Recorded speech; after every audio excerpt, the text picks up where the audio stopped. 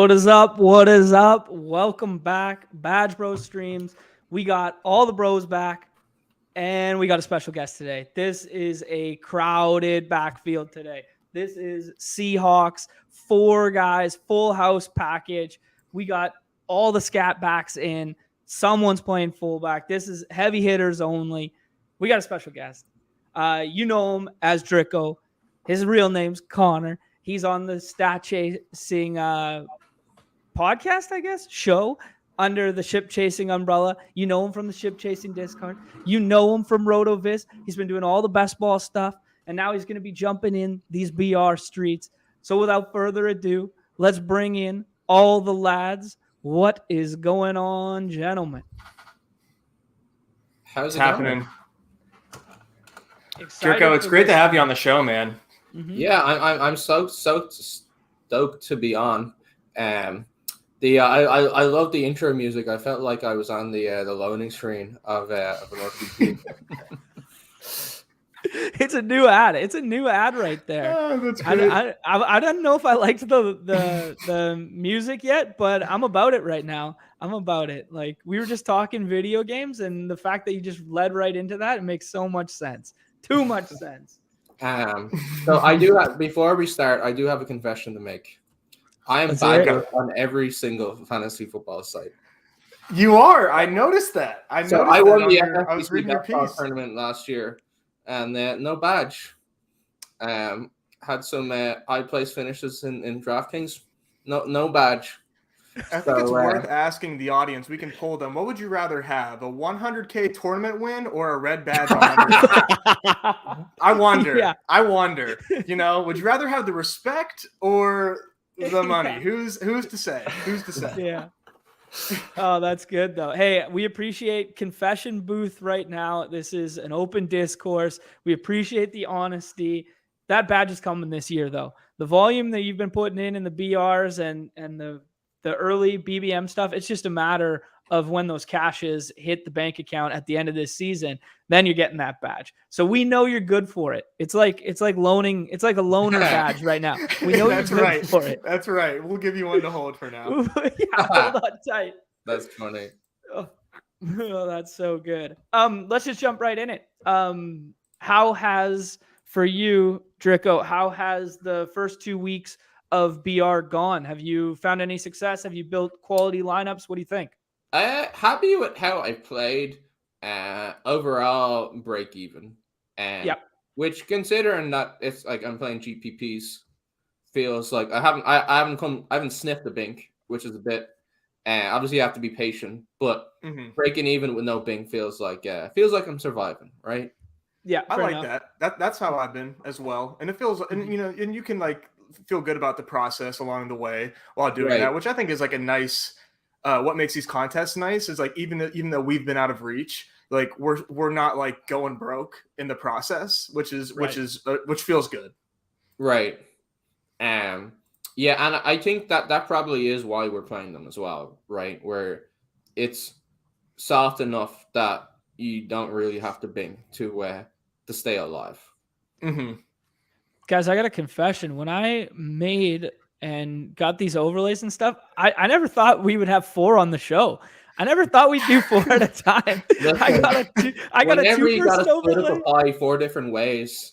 The most important thing to do is to make the pie smaller, right? There we go. Yeah, right.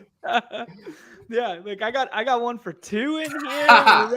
We're ready to draft. Like with 3 of us, we're ready to draft like this. But big oversight. I need one where it's just eye slits. We're just like you can only see your eyes. Everybody's mask. Do you have any of the Do we have any of the old ones loaded? So that way I guess we can still do it now, right? Like we're okay to do a 4. A 4. Yeah, I got some of the old stuff loaded. Don't hit him with the graphics. All right. Let's so I got like the backgrounds or whatever, but when you pull 4 on the screen, you can't really see it. It's all good. I'll keep it there for when we jump in drafts. Gotcha. Later, but hey, production value just took a little hit today, and the people were sorry, it's my fault. You can blame me. Never. Happy to have you. Okay, first thing we're going to talk today. We haven't talked about this on the show yet, and I think it's an interesting dynamic. Is what should we do with the flex? In general, I think in a half PPR, people gravitate running back. I think on DraftKings, people gravitate and I'm talking GPPs, gravitate towards a pass catcher, right? And most recently on Monday night, we've talked about bully tight end. We've talked about double tight end. And the person that took down the Monday night, sorry, don't remember that it's screen name, but the person who took it down had a bully tight end with Goddard and Irv Smith. So we've seen double running back win. We've seen single running back win. And now we've seen double tight end win. We don't like to be results oriented, but it's pretty interesting to just see the dynamic of these contests being won in different fashions. So, Dricka, you're our guest today. Let's start with, what have you been seeing from the flex? What are you targeting in the flex? And what do you think is going to be quote unquote optimal going forward? So we don't have data on kind of utilization, but it is the usage rate that I think with an emerging contest should dictate what we do. And from my experience up until this week, it's been at least 80% of the teams I've seen have used running back in the flex. And even though it is half PPR, I have a really tough time seeing it be an 80%. Like, okay, I have a really tough time seeing that be the optimal rate. Okay. I've been not doing that. I've just been deliberately, okay, it probably is the highest probability one, but I don't think it's by that huge degree. So I've been doing wide receiver in the flex. I've been doing tight end in the flex. And it does depend on the week. But this week, after we just had like smash score after smash score, I'm saying more teams use 3 wide receivers.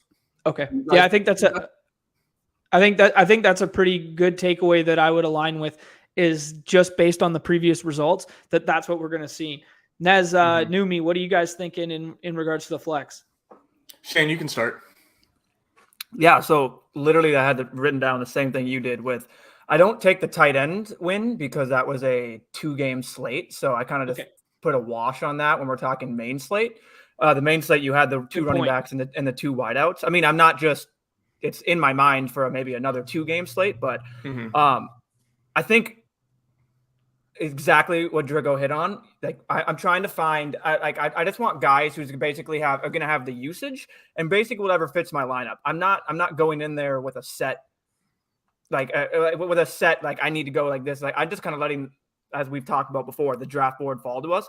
And I basically am just trying to target players that have like that upside archetype that can actually get those points rather than like, you need them to run completely hot. Like I'll talk about Nick Chubb, like he needed to run super hot to get that.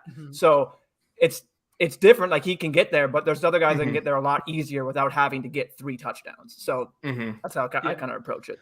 Yeah. Nez, what do you think, man? Yeah. Good point about, the Nick Chubb thing and needing to, that level of touchdown production to get there. But that's still in his profile. For my takeaway right now is early on, I'm still gravitating more towards 2 running back. And the reason being is just right off the jump, my first few drafts, I'm trying to I don't purposely go in trying to play safe, but for me, it's just an easier to project whenever you're like, you're facing the slate on its face, and you still have, like Aaron Jones is someone I'm really interested in who's going really late right now, that I've been able to take as my one and only running back late, or like my second running back late, just in that matchup with the Buccaneers. Just really enjoying that matchup. But I do think that people are so heavily focused right now on the fact that everyone's talking about how no running backs are top 10 in points per game. And everyone is obviously looking at last week's results with the awesome shootout with the Dolphins and Amon-Ra like going nuts. Wide receivers are getting properly steamed. I still find myself finding a lot of attractive 2 RB plays on this slate. But like Drico said, it's probably less probabilistic, like over the course of 1,000 samples. However, the ceiling I think is undoubtedly higher on those three wide receivers as we saw last week. Yeah, because I think you're embracing the volatility of the scoring and the touchdown variance of the running back position, where it's like, Diggs balled out the other night and he gets 3 touchdowns. The chances of a 3 touchdown scorer on the running back side on a given week slate versus a 3 touchdown scorer on the wide receiver is exponentially higher in favor of the running back side. Now, does that mean we should always be putting in the flex? No, I think Numi brings up a really nice point where we let the board fall to us. We don't predetermine our construction. And then Drico said, the slate determines what we're doing, right? Mm-hmm. Like it's going to change week to week. And I think we have to have all these pieces in our toolkit and then we have to amend on the fly. Yeah, I think that's a real nice like bow to tie on that. And then let's harp on to something that Drico brought up before off camera is ways that a simplistic way in which we can get different in these contests. Do you want to just talk through that one, Drico? Yeah. So obviously one of the most obvious ways to build a different type of roster to the field is taking the guys who aren't being drafted. And so you guys have talked about the kind of base ownership rate. And if they're being drafted if they're not being drafted every draft, then their ownership comes right down. But I think it's interesting to think about that kind of like a step further of like, okay, let's find those guys who are also teammates of the high drafted guys. And so that way, if let's say one of the examples that I've been playing is Jamar Chase is going real high and then T. Higgins is going undrafted. Whereas if you get the T. Higgins week where he's going absolutely bananas, then Jamar Chase is that much more likely to kind of fail. In this, fail at getting the ceiling that you need. And so you're jumping those other teams. And I think that's a really fun way to do it. No, I think that's a great point. And you could take it one step further with double backfields. So I was thinking about it in the context of if Chubb gets pushed up, why don't we take a Hunt one off as that? You know what I mean?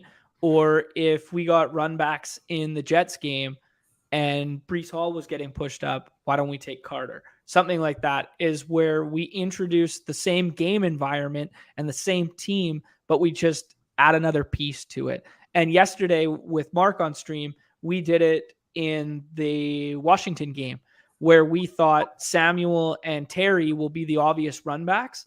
So let's get on Dotson in that game environment, right? Anything to add, Numi, Nez? I think that's literally I couldn't have said it any more perfect. That's exactly what I do.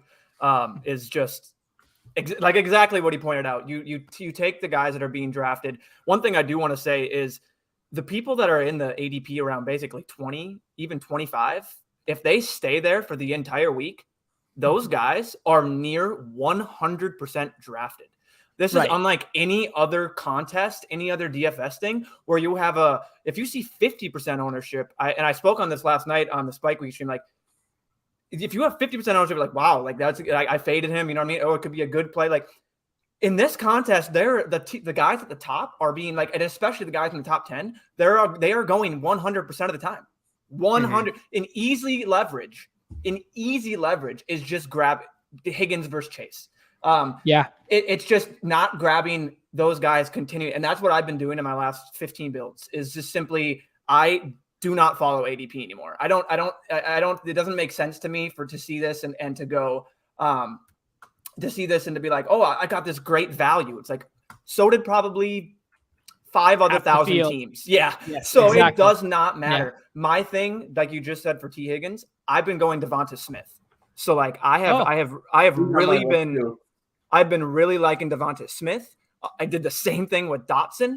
We'll talk on it when we get into things more, but like the teams with the highest totals, there's like 2 guys being drafted every time. And then everyone else is just like, take your pick. And it's like, that is immediately how you get different. I just think we need to just throw out ADP at this point and just like throw it out to the point where you're not a slave to it. Like don't be afraid to just scroll down there because don't be afraid to deviate, because this isn't like the baseball contest this isn't like the showdown contest when we're playing, where the player pool is like so condensed and then there's no talent beneath it. There's a ton of undrafted talent. Like we're talking about a 12-game slate or 11-game slate, 12-game slate, and only 36 to 55 players are routinely getting drafted, right? Okay. Yeah. There's a lot of talent in this league. Yeah. And on Numi's point there about, hey, these guys are getting drafted in 100% of drafts. So I see Michael Thomas there, ADP of 29. And so that means that 1 in 6 teams, if he stays there, 1 in 6 teams are going to have Michael Thomas. And if you were playing this in DFS on DraftKings or whatever, and someone said, "Oh yeah, 1 in 6 teams are going to have Michael Thomas," you're like, "I'm just never going to play him." No, you laugh it off the face of the earth. I'm off Thomas. Then you see Chris Olave is barely drafted, and he had 11 targets last week. Yeah, and leads the league in air yards after the first 2 weeks. Like. That differential makes no sense. Like, that's fully great. Like the best point I think you could put on in like this contest is just that is the number one thing is that these people are going. They're just being drafted at 100, almost 100 to 90% of the time if they're kind of lower than that. And like it's just what you said. If you're going to tell me that these guys are going to be basically 100% drafted, 90%, it's like okay, well then everyone in DFS is like, well then we'll fade them and then we know how to make money. So. Right. That's kind of how you do this in this contest that I think we need to start that because I haven't been doing it. Like I've been like, oh, look at these awesome values I've got. Like, look at this cool team that they felled me. It's just like, well, they're going to be drafted. Yes, it might be a unique combo, but it's just they're still getting people points. The 100% of the field point. You know what I mean? So right. Yeah. The old school adage of you have to get uncomfortable in these contests because if your draft looks pretty and everyone thinks it looks pretty, well, it's probably because everyone agrees with it as a consensus-based team, which means it's instantly not unique, right? Yeah. And I think as well, with 6 people in this tournament, with 6 people in every draft, only 6 people, and you only have 6 players, with 60,000 people, that's the tournament size right this week. 60,000. Yeah, it's people. Like 56 point something 56 point something thousand. Like with only 6 slots, and every player who's drafted 100% of the time is 1 in 6 ownership. Like I think it's really hard to overstate how much work you have to do to differentiate. Right. Yeah, no, I think that's 100% correct. And especially when we just look at this, like if you play one of these contests and you look at the leaderboard and you see the top of the leaderboard last week and you're like, okay, well, there's no way I'm catching up if the chalk smashes, right? Because you have no outs. You don't leave your builds with any outs to play catch up in positions where the chalk gets home, right? Because if you're just lumping chalk on chalk and you're chasing chalk that's already smashed, someone's got it built better, right? Right. You have to score points in a unique fashion. So on your point of Numi, you said that you start ignoring ADP. At roughly around what pick do you say I don't care about ADP? Are you like, oh, I see Cooper Kupp is 101. Fuck it, I want Devontae Adams, or so I would say it right now. It's kind of been around that 3rd round mark where I start. I like to like, and it's really draft dependent. I have done one where I only got one guy in the top 10 ADP, and I just went different, and it's in the top 2 total for Vegas. So, but yeah, no, I will say I am a Vikings homer. I'm a Vikings fan. So it's been JJ over Kupp. So it's just always going to be. I have taken Kupp once, but BBM season all over again. Yeah, no, literally. Exactly. Yeah. But yeah, I've been doing that. But no, it's been probably the last 3 rounds. I I just try and exactly what I think of just different combos and ways to set up a backdoor stack. And like one thing that I'm seeing right now in the Spike Week Discord, and that I've seen in drafts, it's like everyone, oh, I got Jonathan Taylor and Kelsey. Mahomes comes around, click. It's like, well, that is going to be so popular. Right. My instant thing has just been nope. And then I just wait, and then I get 6th round Pittman. It's like, I know that's probably a little more popular, but like, or probably just maybe as popular and can get up there. But then with those other picks in my draft, I've just done like off the board. Like I've literally gone off the board, and it's just like, I've got guys with honestly no ADP. So sorry, long tangent, but around the 3rd round, it's kind of 3rd, 4th round is when I've been starting to ignore ADP. And I think I'm trying to do it maybe a little earlier, but I don't want to just have every draft where I'm ignoring the top plays. You know what I mean? So, right. No, I think that's really interesting. Nez, you've been kind of quiet, man. You got anything to add to that? No, I'm just taking it in. I do think that ignoring, not paying attention to ADP kind of makes sense, and I don't even think you really need to play the ADP game here as much as you kind of did in season long, because I think everybody else sort of has that mindset as well of just taking their favorite play, depending on the type of drafter they are. I'm not no matter what happens, I don't think I'm going to be taking any Derrick Henry. However, there's a drafter that may, at some point, unable to pass up. That's not true. I would take a little bit Derrick Henry this week, but I think more other people are also thinking like that. I will say though, with these contests, getting different is important, and the way that the 50K winner last week got different was by doing the getting Jalen Watt. There was nothing galaxy brain about that winning contest last week. Jalen Waddle was probably the most unique, it wasn't even his last pick, but that was his most unique pick. Jalen Waddle was sometimes not drafted in these rooms, and a lot of times was a last pick. Right. Didn't really have to get too different. It just he just hit the nuts. So I do think that just a word yes, we being different is important. However, I would say, don't just I would be careful how often you push it. Push it, yes. And if I was to advise somebody, I would just kind of be cautious as far as how far you push it, because ultimately everybody's going to have a super team. Yeah, no. So I'm glad you used the word super team there, because I brought this up on Twitter the other day, where I just, made a fleeting comment about how the Monday night, nobody had the fullback. Nobody had Reggie Gilliam on that first score. He probably wouldn't have been in the optimal. He probably wouldn't have won you the contest.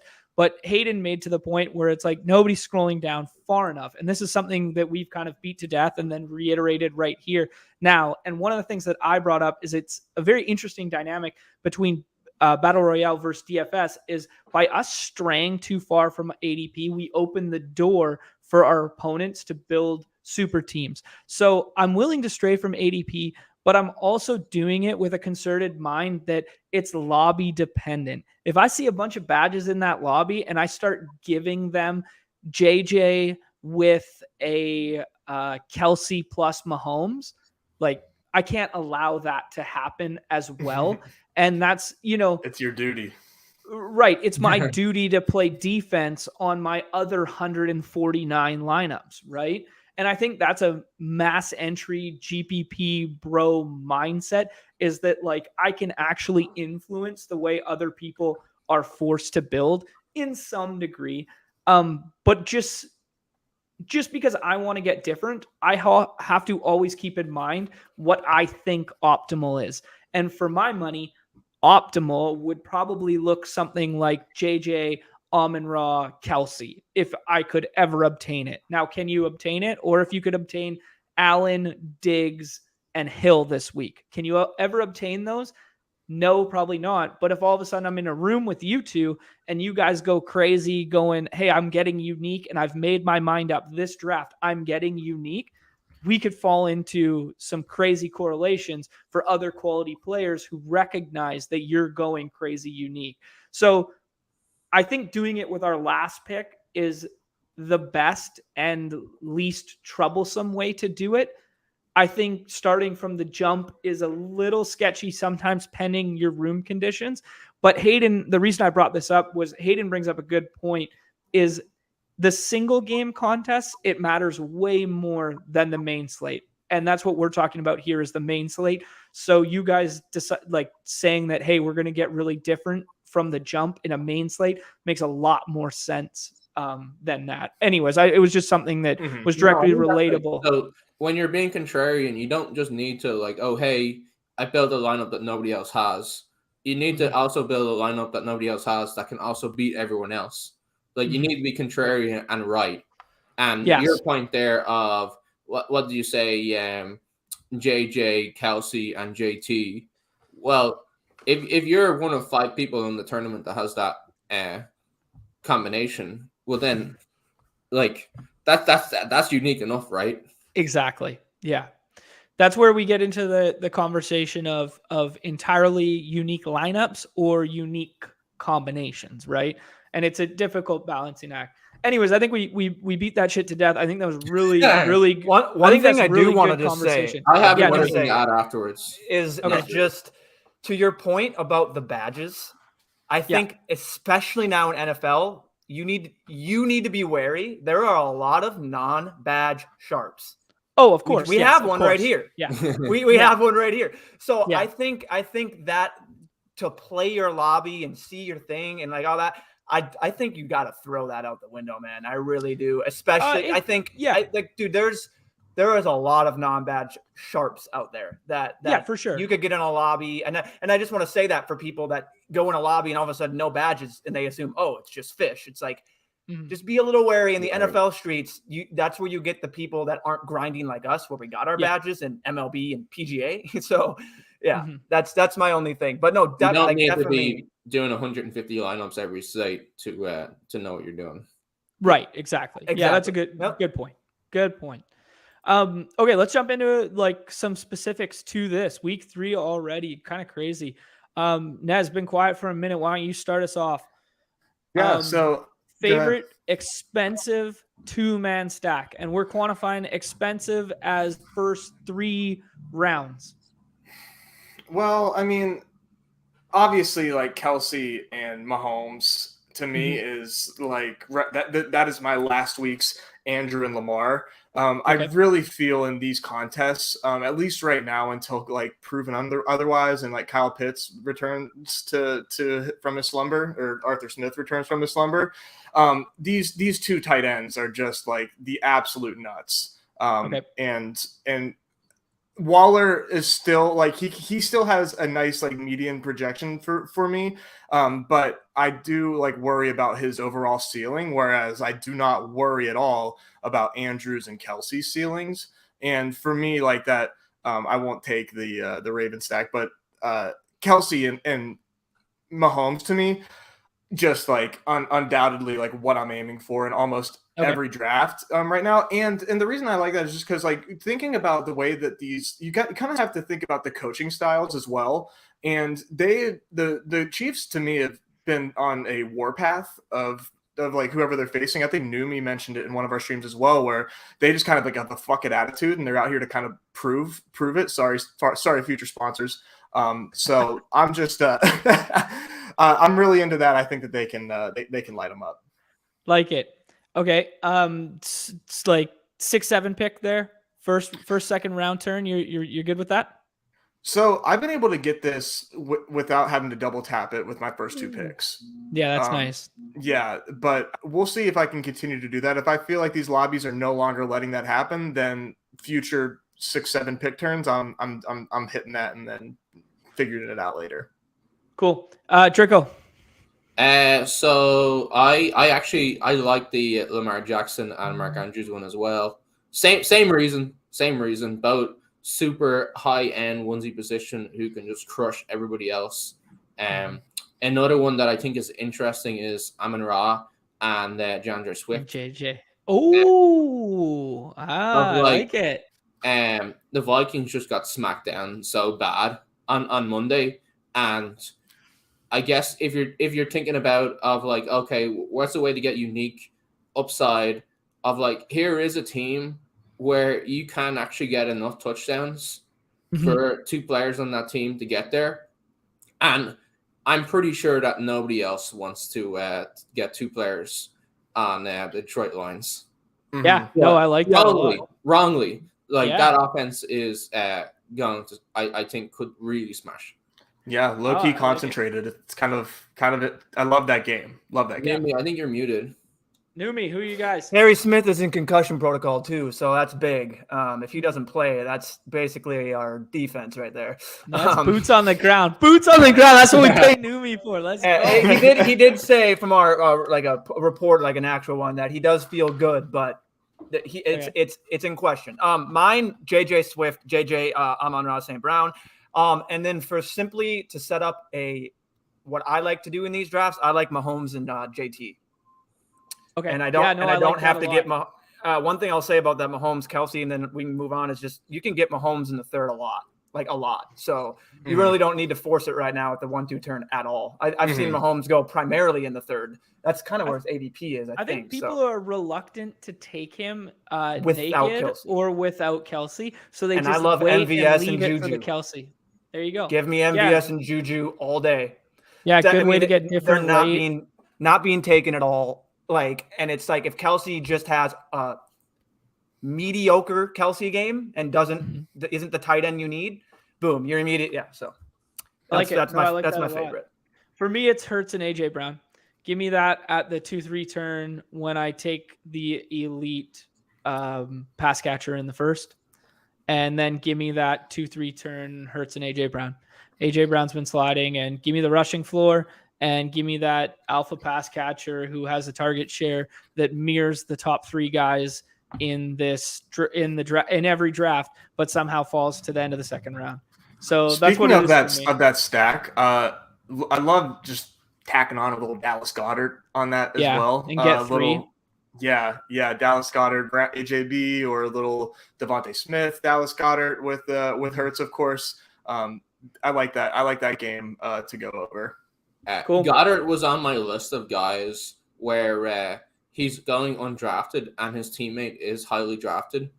And didn't mean to say thunder, damn it. He's one of the tight ends who runs so many routes. His target share, it's not amazing, but it's solid. And he's a tight end. Especially for the position, right? Like, the position sucks. It is just I think Goddard's being drafted every draft. He is. He goes late though. He's being drafted every draft. I think that's immediate leverage to get off of him. Everyone's taking the top 6, maybe 7, and no one's taking another tight end. I haven't seen anyone take a different tight end once. Okay, I'm immediately off Goddard for that. Okay.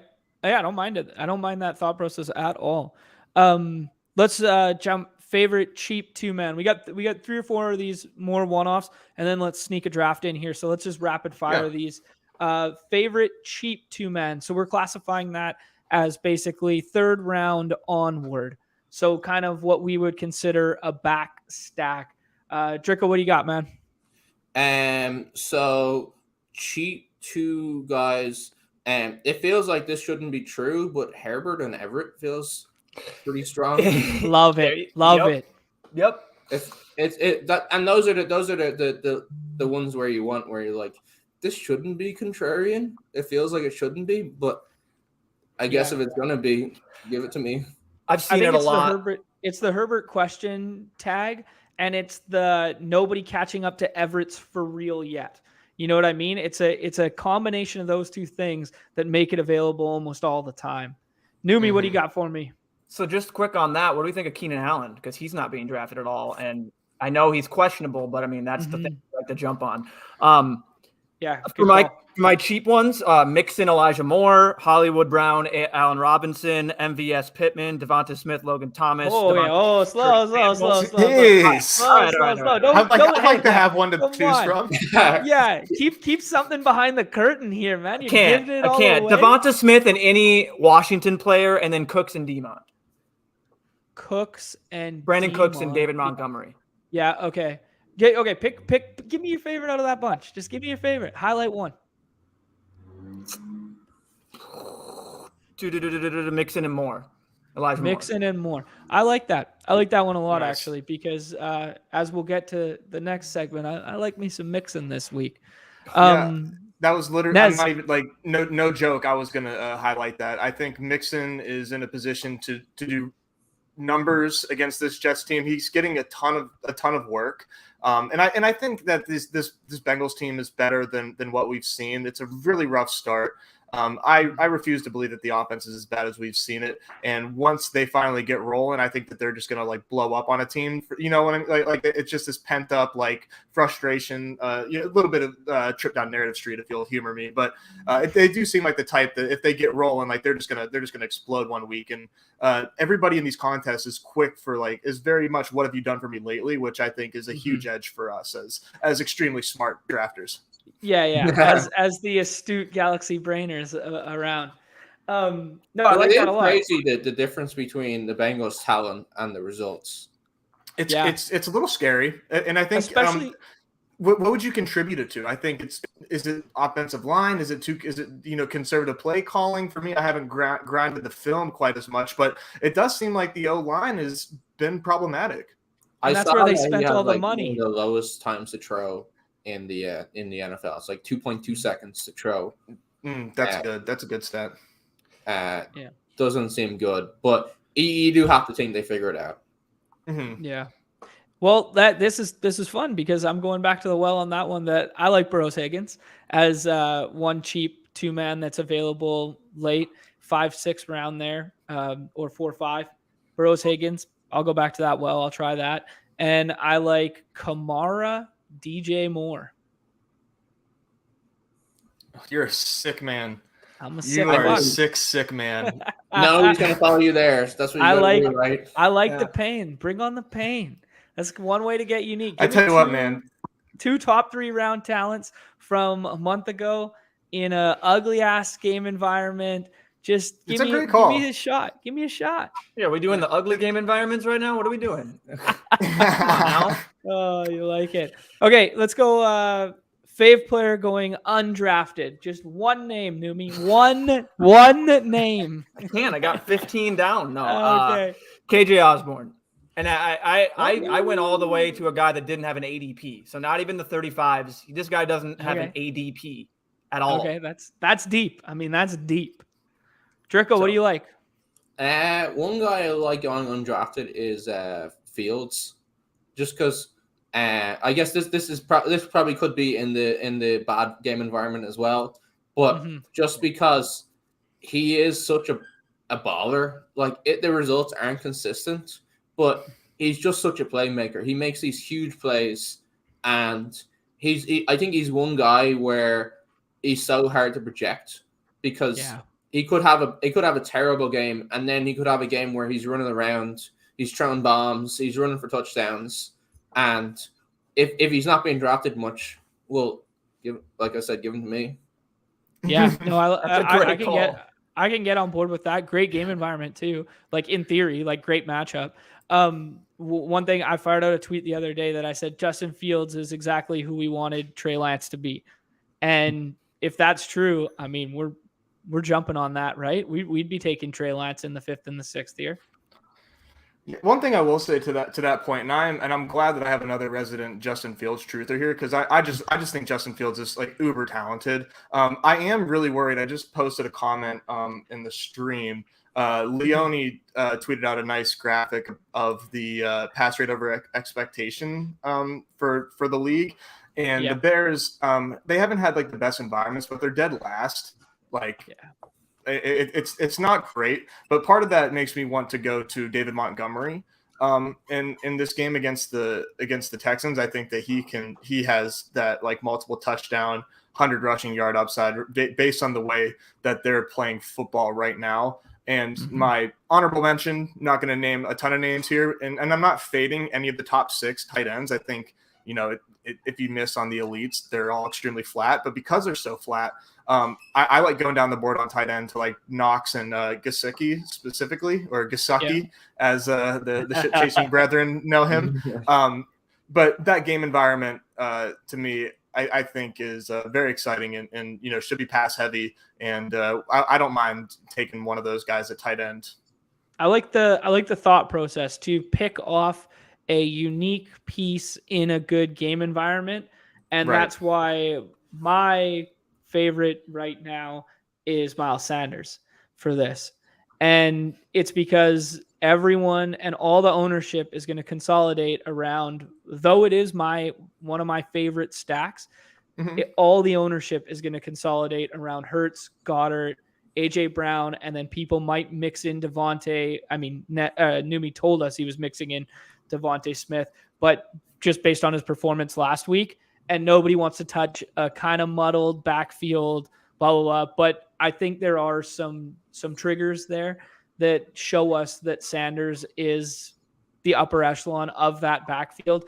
And, who's to say he can't get 2 scores on the ground with 80 yards and be my one-off running back in the 6th round while everybody else fails in that game environment. He could be dollar store Nick Chubb. Right. Good. Exactly. Well said. Well articulated. Yeah. Okay, let's jump. We got 2 more of these to hit, and then we'll jump in 1, maybe 2 drafts, time pending. Favorite player at ADP, cost adjusted. So by this, we just mean basically your favorite target, but factoring in their price point. I mean, Kupp could be the guy. Kupp could be the answer to this question, but do we love him more than literally the field that implies, right? So, Dricko, what do you think here? Favorite ADP target at this moment? I think JT at pick 6 is absolutely insane. And it feels very much like when they were playing the Bills last year, and everyone was like, "Oh yeah, but they have this great defense, and the quarterback is bad." You're talking about one of the generational players in the NFL, of somebody where if he just has the game, all of those things don't matter. If he just decides to rip off multiple 60-yard runs, that's going to happen. It's going to happen, and at his will. If he so wills it, it'll happen. Right. Yeah. No, I like that's why I like call a lot. That's why I like JT with the Mahomes and then just passing on Kelsey, is because of I've been just envisioning what that game, what am I telling myself? And it's JT does exactly that, rips off the long ones. He has 2 touchdowns, and all of a sudden the Chiefs are playing catch up, and then the Chiefs can easily play catch up, and they're just not that Kelsey isn't the guy in catch up mode, because he is, you know what I mean? It's Travis Kelsey, but yeah, that's exactly my favorite combination I've been doing. So I love what about in that naked Mahomes? Where we just throw our arms up and we be like, hey, we can't pick between, we may or may not get Hardman this week, but just be like, hey, we can't pick between the stretch the field option in Hardman and Sky Moore and whoever else is there. And we can't pick between Juju and MVS because they're both playing 75% of routes, or snaps rather. We can't pick between them, and it's not the Kelsey game, right? Let's just paint that narrative. Mahomes scores a lot of points, but it's divided up way too many ways. Exactly. And he told us that would be the case preseason. Right. He was like, there is not going to be a 1A receiver. I am sorry. They literally told us this, and we've seen it play out in both of their games so far. We know Andy Reid is, is, in my viewpoint, and a bit of an offensive genius as a coach, and he's going to be able to get these other guys work. I think that's a really nice, unique idea to do a naked Mahomes in this tournament.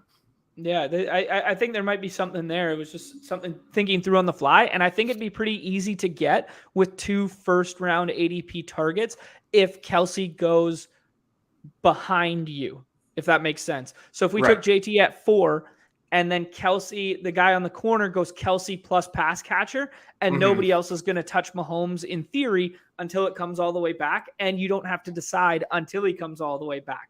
Right. Yeah, so we're looking at Yeah. Let's ruin his stacks. Let's go. That's what I'm about out here. You guys come in my lobbies. We're going to play some bully ass best ball. I'm making shirts, bully best ball. I'm putting people in body bags out here. Okay. Nez, your favorite cost adjusted ADP right now. So mine is a bit of a contingency play, which is, the assumption that Justin Herbert plays. And assuming he does play, that answer to me is Christian Kirk. I think he's in a position to be playing catch up against the Chargers, who I think that the Chargers haven't looked too pretty in any football game they've played so far. However, against the Jaguars, I'm not really concerned if Herbert plays, and with or without Keenan, that offense should roll. And the way that they've been targeting Christian Kirk has me very excited. Always was a bit of a Christian Kirk guy, and just hearing some people smarter than I talking about his skill set as a wide receiver, and that he is, he's not just like Marquise Brown. He's not just that deep threat, which he was used as, in Arizona. He is a legit talent that can do multiple things on the field. And Herbert's been feeding him, so really like him here. I think he has a very nice projectable floor and like that very nice upside. We were talking about that on StatChasing last night. Of like, nice. He's not just this deep ball guy. He has actually taken on the alpha role, and he smashed it. Man, how unsharp does Cliff Kingsbury look right now for not utilizing Kirk? You know what I mean? Or not utilizing him in the fashion that he should have. Like, everyone's clown about, like, he came in as like, oh, it's going to be spread. It's going to be 4 wide. It's going to look amazing. Like, look, he's going to port all this. Yeah. Air raid from Texas Tech. Like, he had Mahomes. He fucking had Mahomes in college. Right. Like, you know what I mean? Like, you don't think maybe that propped up how good his offense looked? Like, he had Mahomes as his college quarterback. Anyways, like, it's just very interesting to be like, how excited we were about that Arizona offense like 2 years ago, and then see how unsharp it was in his usage of Kirk and how it's become like horizontal raid, right? I'm still low-key into the Arizona offense. Okay, cool. No, I like that. I respect that for sure. Yeah, they play with tempo. They play with they a lot are of not wide complete receivers whatsoever right now. Yeah, that's fair. My favorite cost-adjusted ADP, Noomi, just for you, man. But actually, I love this guy this week, Dalvin Cook. Dalvin Cook, like top 10 guy in target share. Last week, I just throw it out the window. 20 carries in week 1, 80-something% of snaps. I had it in front of me. 80-something% of snaps. And then when they were trailing last week, he gets 6 targets. He's on the field 80+%, and he's going in the 4th round. And he was a top 13, 14 pick in season-long best ball, and he's been an alpha for 5 years. Give me a little piece of that. I think it's crazy that right now the Vikings are the top implying team total on the slate, or this weekend, and Justin Jefferson is the guy going to the top, and then I guess the lobbies have just decided that's it. Right. Yeah. Is going to get highest team total on the slate, and there's one dude getting drafted, and then and then 2 run backs get drafted before the other dude that could score a lot, and the quarterback's not really getting touched. And everyone's written Thielen off. Everyone's written Thielen off, and nobody's mixing in Irv Smith. If Irv Smith catches that second ball or the first ball in the Monday night game last week, he gets 2 touchdowns. He's got like 90 yards. And all of a sudden you look at those stats, and now all of a sudden is Irv Smith being pushed up into like tight end 5 this week, right? Oh, right. The conversations we're having would be insane. They would be insane. And Freddie needs to give his 84 away, so that's what we're looking at this point. So, okay, last one. Newey's not mad at all. No, I'm not. I'm not. I'm also probably going to have the highest exposure to Kirk Cousins of anyone in this tournament. That is the least surprising news I've ever heard, Newbie. So thank you. You're welcome. Yeah. By the way, my favorite is Joe Mixon. So you didn't know.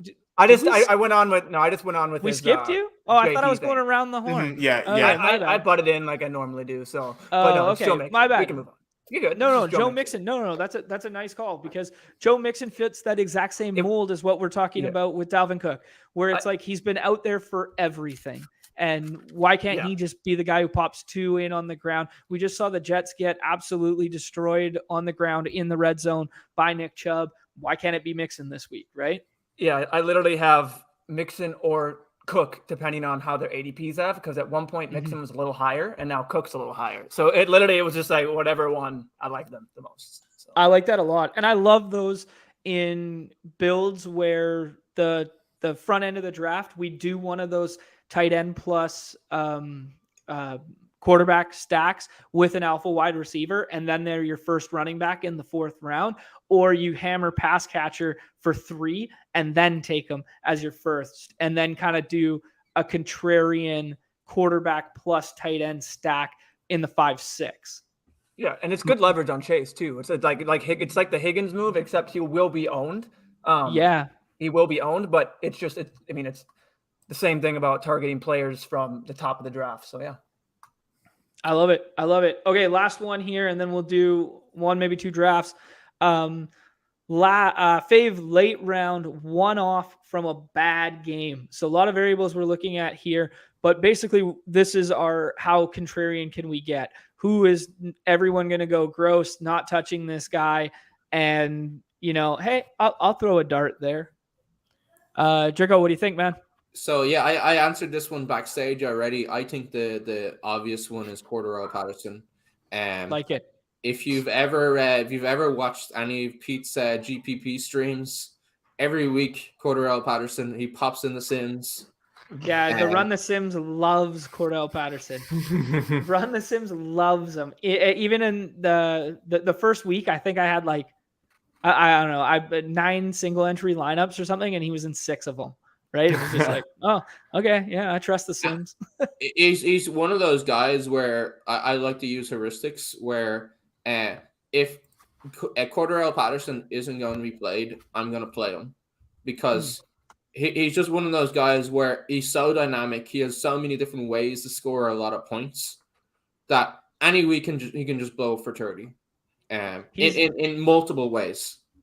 He's like good, talented Taysom Hill who actually gets usage. Right. Yeah, it's crazy when you use the guy in an actual role. I mean, we didn't use him. Bill Belichick didn't use him. He was on the Raiders, and now all of a sudden it's like he's 32 years old. His career's basically on the downswing, and they're like, hey, we know how to use this guy now. Right. Can you imagine it's awesome. 5-year-old prime Cordarrelle Patterson? No, I can't. I can't. Right. As a Vikings fan, I really cannot because that was garbage. I can't wait to be 36 years old and have it in the NFL. Yeah, we didn't use them in any way. Not to go on a tangent, I'm not. Anyway, we didn't use them, and it broke my heart. Anyway, I can't wait to be 36 years old talking about the Laviska Shenault resurrection. I'll be here. I'll be here whenever that happens. That's such a disgustingly accurate comp. It's incredible. Wow, I need it. That's incredible. Incredible. Andy Reid, all of a sudden, Laviska Shenault is just destroying for the Chiefs or something like that. Who's Numi? Is this? Brennan Cooks. Don't even need to talk on it. It's kind of gross. I mean, I kind of like that game. I know it's got a Vegas 40-point. Yeah, Vegas don't. hates it. So, it classifies as a really bad game. Yeah, but I kind of like that game for whatever reason. I don't know. No, it's exactly. I think it could be maybe more fantasy friendly in the terms of these defenses are not great, and if you get what Drico said with Justin Fields. I mean, the same thing that Nez said for David Montgomery could be Justin Fields. Justin Fields could be the run getting those runs. You know what I mean? So that once you pointed out Justin Fields, my David Montgomery, who I really like, all of a sudden I went, maybe I won't be totally all in on him, and then I'll start mixing in the Fields because that got in my head. So always a tangent from me. Nez? Yeah, for me, I said it earlier. I like David Montgomery. He's getting a ton of work in a game environment where he can hopefully get in the end zone.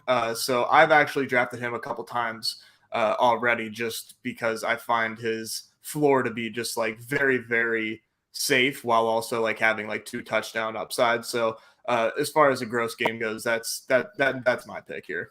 Sounds like they've got a dogfight for the 1 touchdown that the Chicago Bears are going to score. Right. That's so good. It's going to be too accurate. First catch, baby. Let's go. Yo, what do we think about flipping the script and buying into Damon Pierce usage last week? Flip the script on that game and having a one-off Pierce lineup with a naked Fields. He's a post-type sleeper right now. Right? I mean, he gets steamed. Then they come out. They use Burkhead. And then they come out last week. I had it pulled up. Last week, Texans. They basically squeaky wheeled him. Like, he didn't even have to say anything. The coach came out and told us, he's like, I'm giving Damian Pierce the ball next week. Like, I messed up. Like, all right, then go ahead. And he did. 63% of snaps, 15 carries, only one target, 37% of routes run. I mean, I don't love it, obviously, but just kind of to the same notion which you guys were talking of this kind of like gross game environment. Yeah, I think I gave my favorite already earlier. Is I like taking some swings at Kamara. I like taking some 6th round Kamara with the questionable tag and just hoping for the best in a 40-point total game. If Dalton plays quarterback, even better. Like, give me some of that, and then that DJ Moore run back. I don't know. It's Galaxy Brain. I hope it's low owned. I'm gonna have it. You guys can jump on or not, or maybe I'm just lighting 15 buy-ins on fire. But whatever. Doesn't Kamara have a rib fracture? Oh yeah, buddy. You ever heard of a flak jacket? Put it on him. Get out there, Justin Herbert's gonna be out there to play football. Yeah, you don't need your ribs, right? Okay. Here we go. Silas not feeling the flip side. I don't know what that emoji means. I used to coach football in Ireland, and somebody would have like this guy had a broken ribs, and our physio said, so it shouldn't actually affect his performance. He just needs to be able to play through pain. That's so good. Obviously, it takes someone kind of like inhuman to be able to do that. Like, you kind of need a machine to do that. Yeah, but I just feel like out of the running back position where he's and not that Kamara takes these beatings like other running backs, but like it's just I feel like maybe they'd be a little. I just feel like the Chargers would still be a little like pessimistic with Herbert, but yeah, those are just scary injuries when it's like a rib. It's like cartilage or something like that. So yeah, he's got a nice one. The 1-2 turn. But yeah, look at this. No, I will say on the Kamara thing, like that is like a very like nice contrarian play that we know who Kamara is, and he's available in the 6th. However, I'm like deathly afraid of Kamara this year, and I will like gladly be late on that once he if and when he arrives and he has that vintage Kamara game. Right now, just the way that the offense has been, I've said it on like every stream I've been on right now. I'm worried. I'm worried about Kamara. And I think like the Dalton call that you said though. If Dalton does play, it makes it a little more interesting because then it's not Jameis just. Fuck it, Chris Olave down there somewhere. You know what I mean? Right, yeah, exactly. Yeah, exactly. So yeah, it goes down like if we get Kamara week, you're gonna be swimming in money. Mm-hmm. You're gonna be doing the snowman. I wish it was last week. That would have been helpful. Yeah, Kamara. Right. Yeah, we were talking up that little mini game stack with Kamara Lenny last week, and well. You live and learn, eh, boys? Yeah. At least you get the swaps. That's nice. No, yeah, for sure, right? Is Dalton expected to play? Like, hey, and my swap lineup was in first for like 3 hours. So that's there you go. The swap had a sweat too. So yeah, Jameis has like 4 fractures in his back or something, right? It's crazy. How long can you play in the NFL with that? I don't think long, but it's like I'm trying to find anything on Dalton. Oh, we were so close to a little. Man, that would have been so nasty. Okay, what do you guys like here? Dricko, you're the guest. Pick one player for me. I'd say Josh Allen. Josh Allen, I like it. Okay. I think we can do a Josh Allen Hill way in a way that other people aren't. Okay, so you want to do Hill here too? You're taking 2 picks. You're taking 2 picks. You're taking Hill here too. You don't have to. No. We're going. I'm very interested to see how you do this, like unique. Like I'm all in. I'm all board now. Let's find a way. Because it's a fun one to do. Everyone is. I mean, it just in terms of wanting to get the. So now Adams goes. I've seen Adams, and then it's always Henry. Like it's always getting the correlation. So it's like just simply like you said earlier. On an earlier show, like just not getting the bringbacks and just being like to have your just single one-off guys. Like we can do that. Like everyone is just so bring back oriented. Not that it's bad. Right. Like I get it. I totally get it. But it's just... I'll do a lot of singles as well. Just because the correlation isn't. It's not like a 50% correlation. We're talking about like a 20-30% correlation. Exactly. Yeah. Which isn't that high. I think it's really good to add numbers to it like that, Drico, like where it's like we talk about correlation, and I don't think people realize like the actual like R-squared factor of it or understand the actual percentile factor of these correlations. And it's very nice to put numbers on it to just be like, yeah, the correlation's important, but like we're only talking about like it getting home at 18 to 21%, right? Right. Yeah, I think I'm guilty of it too. Sometimes getting locked into it, or at least I have been at certain points. It's something we learned so heavily from the baseball streets is like building a 3-man with a 2-man like over and over again. Like the top percentage stack on an 11-game slate gets home somewhere between 6 and 8%.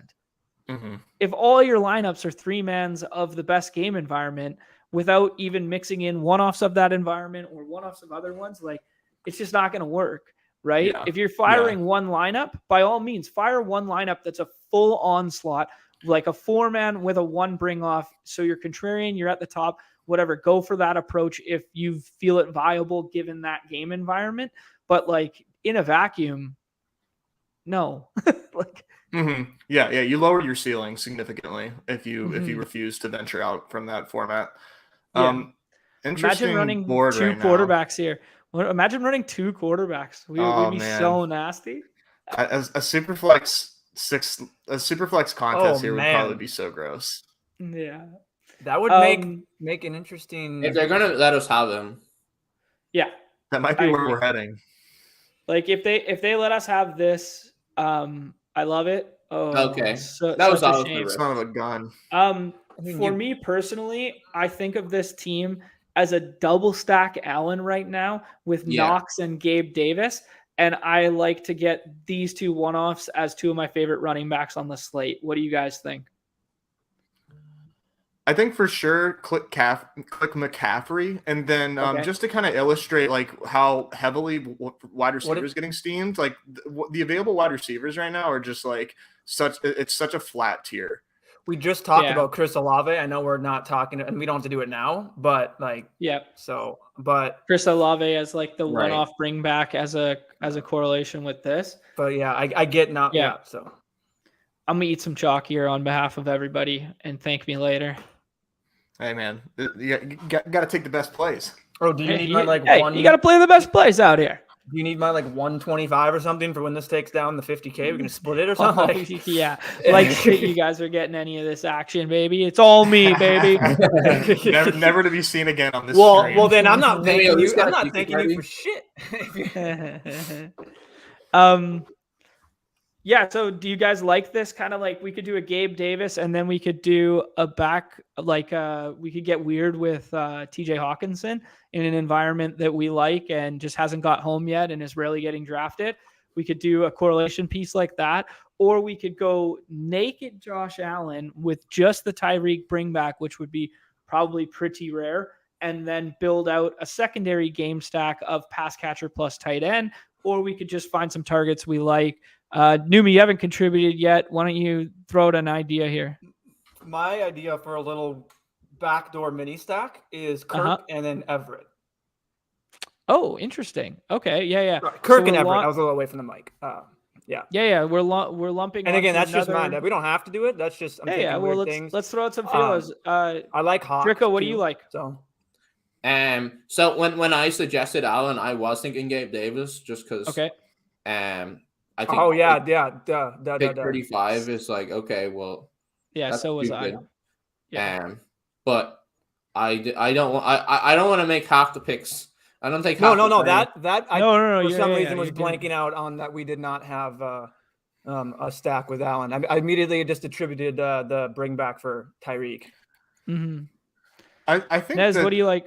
Yeah. So I don't know if I'm just like a hopeless romantic for like just hoping that some guys get home, but tight end to me like seems like kind of nice this week. Like it normally was not this nice. Like there's like some guys that are go late that are in nice environments, like Logan Thomas in an environment where I think that they're going to have to be playing catch up. TJ Hawkinson, Dawson Knox. I like Higbee, even Ertz. Like there's a lot of guys that go late. Yeah, I love like Ertz. so. I think if I'm missing out on Andrews and Kelsey, I'm going to have like a healthy mix of these guys. All right, you twisted my rubber arm.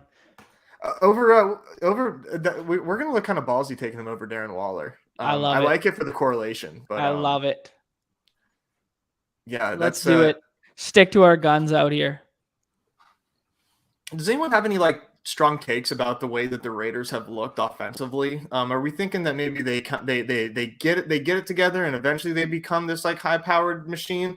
But for me right now, it's a little interesting, and I don't know if this is another like offensive line attributed like slow start, but I was expecting a lot more firepower early on.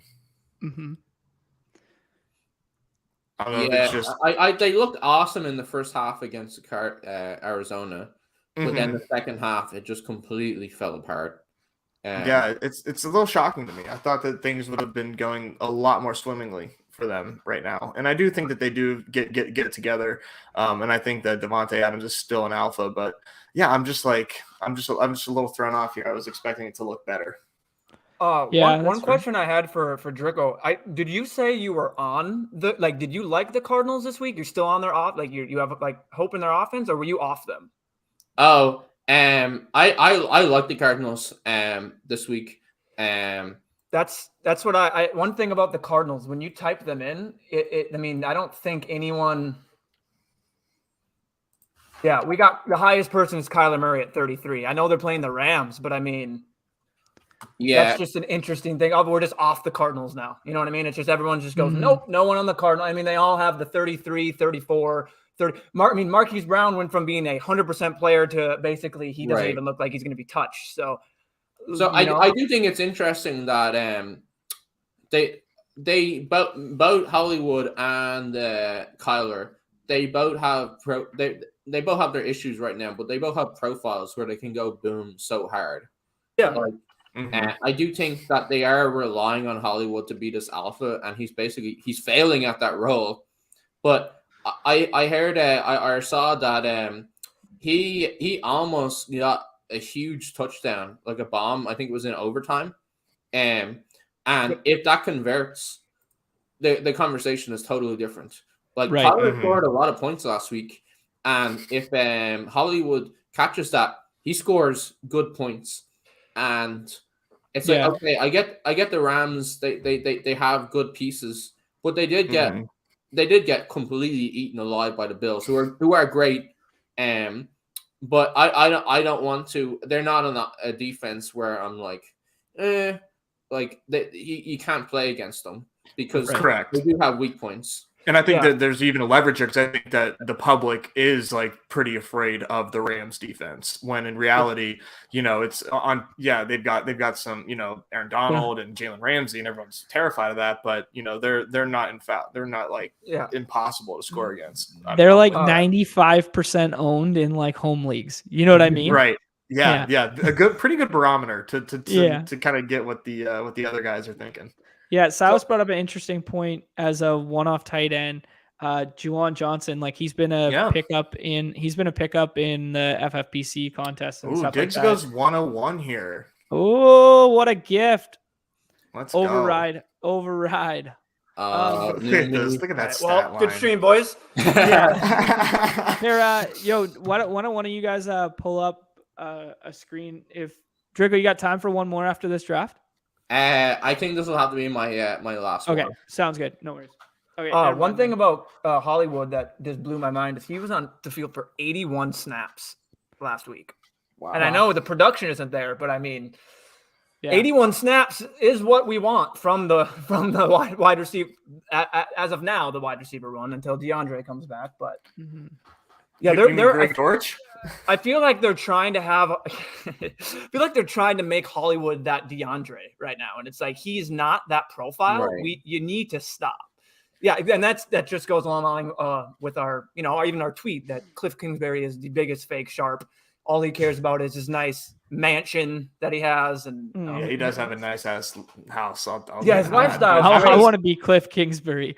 I was all over Marquise Brown in best ball, and just because I saw him going from the Ravens situation where he kind of was the alpha and had a great season with Lamar, going to Arizona where I kind of saw that as a little better environment for him. That's a gift. That is an absolute gift. This fun. is the stream EV right here is bumping. Wow. Yo, I'm sending you at 125 right now.